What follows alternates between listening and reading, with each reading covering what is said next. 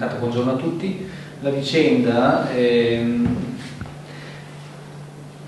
ha una sua collocazione temporale che risale purtroppo ormai a oltre un anno. Si tratta di una serie di eventi criminosi, di maltrattamenti in famiglia che sono iniziati nel 2012 e di fatto purtroppo si sono ripetuti nel tempo. Si tratta di una famiglia di Farra di Sorigo, una giovane coppia, 37 anni lui e 32 lei, hanno due figli infanti, molto piccoli, vuoi la disoccupazione sua di parte del marito e problemi anche di rapporti tra i due, sta di fatto che iniziano ad esserci dei problemi che vanno al di là, diciamo, dei normali litigi familiari. Il marito, secondo la ricostruzione fatta e da diverse denunce da parte della moglie, diventa violento, diventa iracondo facilmente e in diverse circostanze l'assale, l'aggredisce, la offende, la minaccia anche di morte.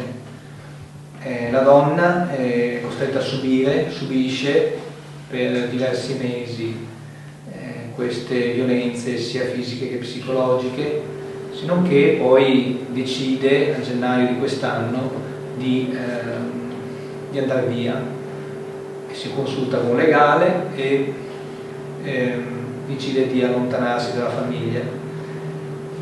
Il marito però non accetta che la donna lo lasci e comincia a porre in essere una serie di azioni persecutorie che via via diventano sempre più invasive.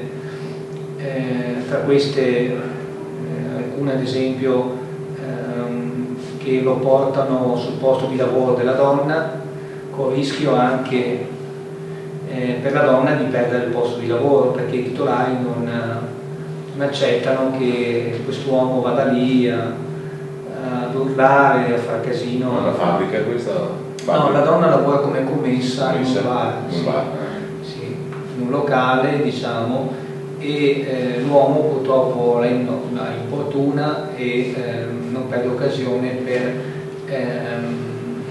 manifestare tutta, diciamo, la sua disapprovazione verso la moglie che l'ha abbandonato, secondo lui. E quindi oltre a questi atteggiamenti persecutori lui la pedina anche quando lei esce da casa e la segue, la ferma per strada, gli blocca la strada quando lei gira in macchina, la tira giù dalla macchina, lei per paura scappa. Hanno questi due figli e poiché lei lavora, la donna lavora mentre il marito no, di comune accordo decidono che i due bambini rimangano col padre per far sì che la madre possa quantomeno ottenere un reddito per la famiglia. E se non che però nel momento in cui la madre puntualmente vuole vedere i figli, stare con i figli e riprendersi, lui non perde occasione per minacciarla e a volte passano anche le vie di fatto. Infatti racconta di un episodio successo, uno degli ultimi, nel mese di settembre, allora, quando lei è andata a prendersi i due bambini e lui l'ha presa per il collo e l'ha buttata giù dalle scale, insomma, ecco. Lei è ferita, impaurita, scappa, lascia lì i due bambini infanti e va all'ospedale dove viene refertata. Naturalmente dopo l'ennesimo episodio denuncia ancora una volta. Tutto questo per dire cosa? Che con la vecchia, tra virgolette, legge sullo stalking o comunque sui maltrattamenti, perché insomma, la legge, l'articolo 572 che parla di maltrattamenti in famiglia, non era efficace, non era funzionale ad interrompere o a trovare una soluzione a questa situazione, anche perché il soggetto puntualmente, ogni qualvolta compiva questi reati, lui poi scappava, si allontanava sapendo che da lì a poco sarebbero intervenute le forze dell'ordine, e quindi lui si sottraeva a questa forma, diciamo, di responsabilità, talvolta addirittura stando via anche per diversi giorni dalla propria abitazione. E gli episodi violenti si sono susseguiti e sempre più, diciamo, ristretti nel tempo, e si sono ripetuti da settembre, quando vi avevo detto poc'anzi di questa ennesima aggressione, alla presenza tra l'altro dei figli minori, quindi loro sono purtroppo vittime di questa situazione. E ci sono stati altri 3 episodi, di cui 2 denunciati, poiché era nell'ordine che quasi ogni giorno succedeva. Uno di questi, ad esempio, che racconta la donna, era che lei si trovava a casa del padre, quindi arriva l'ex marito e sapendo che la ex moglie era a casa del suocero, la minaccia di morte, e addirittura dice, nel momento in cui il suocero, l'ex suocero, insomma, si antepone e dice fatti da parte, altrimenti ti ammazzo anche te. Quindi insomma le minacce le rivolge anche nei confronti di altre persone, altri familiari, insomma, oltre che alla ex moglie. Lui non ne vuole sapere ragione, lui l'unica sua volontà è quella che la donna ritorni sui suoi passi e che ritorni a casa da lui, e fa di tutto per cercare di convincerla affinché lei accetti di tornare sui propri passi. Ripeto, attraverso le minacce, attraverso le aggressioni, attraverso gli atti cosiddetti persecutori. Ieri vi ho anche spiegato la condotta molto scaltra del soggetto. Lui tira il sasso e nasconde la mano, cioè lui picchia, lui minaccia, poi scappa. Ieri però cosa succede? Succede che nel momento in cui pone in essere l'ennesima aggressione, l'ennesimo atto persecutorio, lo fa nel momento in cui la donna sale in macchina, sta per andare al lavoro, lui gli taglia la strada, scende dalla macchina, la tira fuori dalla macchina. A quel punto c'è un testimone, un passante, una persona, diciamo, non conosciuta, che vede quello che sta succedendo e istintivamente, attentamente, chiama attraverso il 112, segnala quello che sta succedendo, segnala che c'è un uomo che sta picchiando una donna. Fortuna ha voluto che in quel momento la pattuglia dei carabinieri, qui c'è il comandante, il maresciallo Bosco di Pieve di Soligo, fosse poco distante, interviene sul posto e verifica la bontà dell'informazione, la veridicità dell'informazione, della comunicazione. Addirittura l'uomo era talmente esagitato che anche nonostante la presenza dei carabinieri lui continuava a spintonare la moglie e a minacciarla di morte. A quel punto lì i carabinieri, dopo aver tentato di calmarlo, decidono di trarlo in arresto, anche perché una, ripeto, delle innovazioni della legge è l'arresto obbligatorio nel momento in cui ci sono questi tipologi di reato, cioè gli atti persecutori. Il magistrato, la dottoressa Cama, PM di turno, al quale poi è stato proposto il caso, ha avuto anche la fermezza di raccogliere tutte le precedenti denunce, quindi diciamo ha ricollegato tutto il modus operandi che la donna aveva patito nel corso di questi ultimi 2 anni. Quindi sono stati riuniti tutti i fascicoli processuali a carico del marito violento, tant'è che nella contestazione fatta stamattina in sede di convalida, oltre agli atti persecutori, che prevede questa aggravante dell'arresto in nuova legge, sono stati contestati anche i maltrattamenti in famiglia.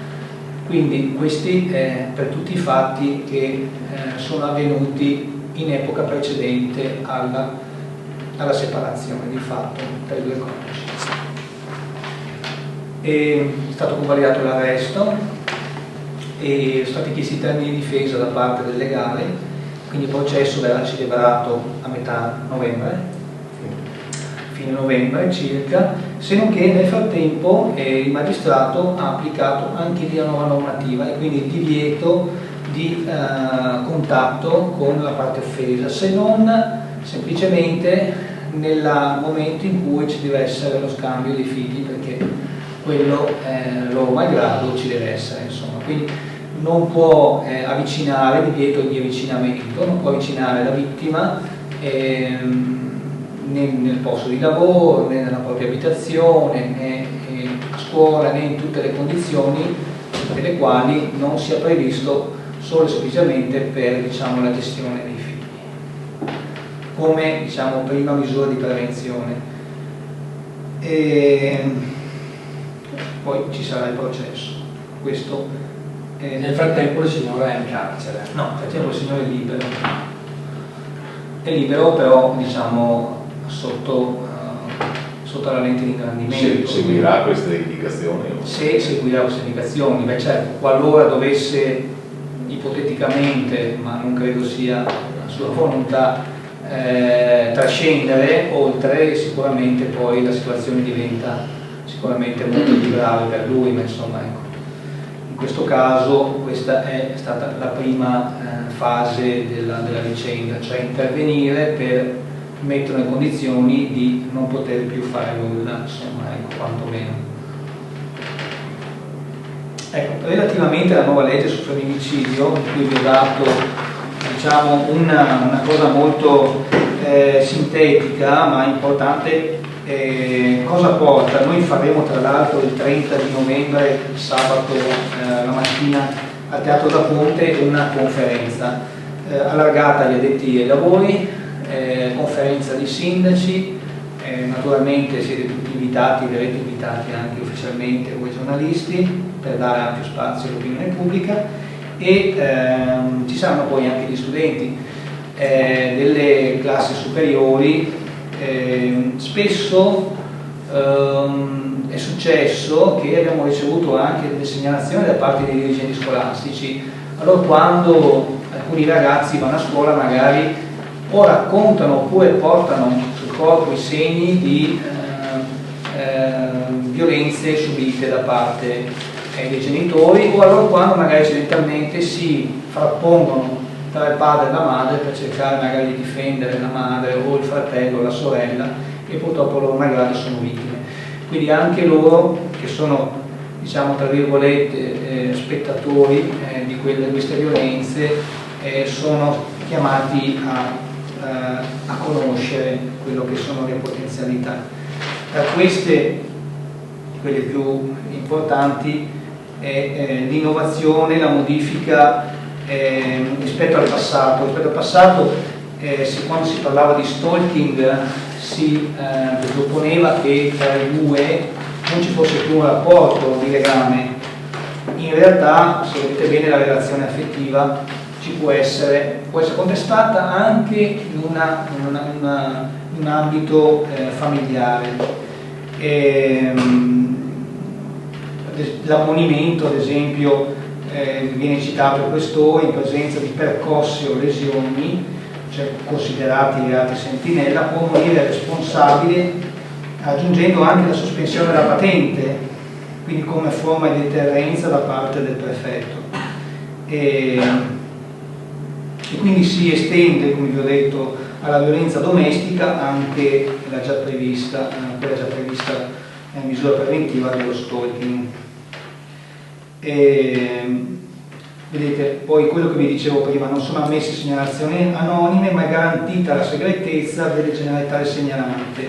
Quindi anche il vicino di casa, chiunque in qualsiasi modo abbia a sapere di fatti che riguardano un ambito familiare dove ci sono queste situazioni, può denunciare e naturalmente sa che la sua identità rimarrà segreta.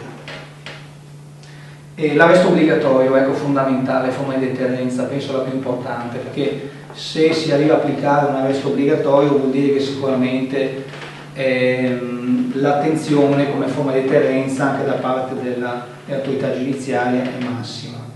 nei casi più pericolosi, o quelli diciamo che manifestano una forma di refrattarietà di fronte agli eventi, previsto ad esempio anche il braccialetto elettronico, o addirittura la possibilità di fare delle intercettazioni telefoniche. E ancora, ecco, quelle legate agli organi, all'informazione, così come il patrocinio gratuito, cioè la vittima tante volte magari non ha la possibilità di denunciare quello che gli accade perché non ha magari economicamente la possibilità di farlo.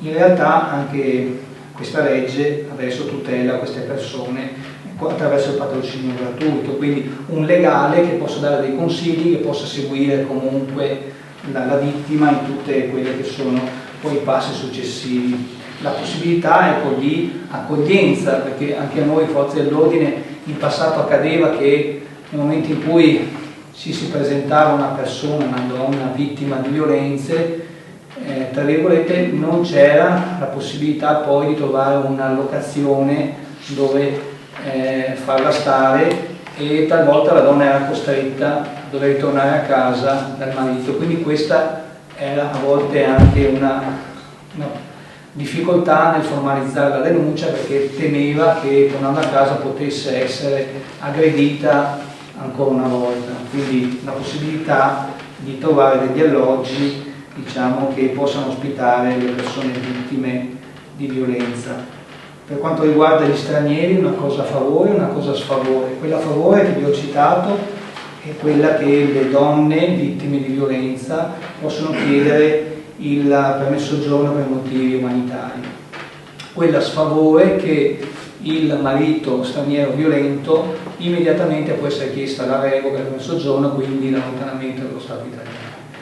E l'ultima, che tutti i processi, qui non l'ho scritto ma ve lo dico, per queste tipologie di reati hanno una corsia preferenziale, cioè per la legge italiana devono essere diciamo immediatamente esecutivi e trattati a dispetto magari di altri, quindi una massima attenzione anche a queste tipologie di reati. Questo è quanto.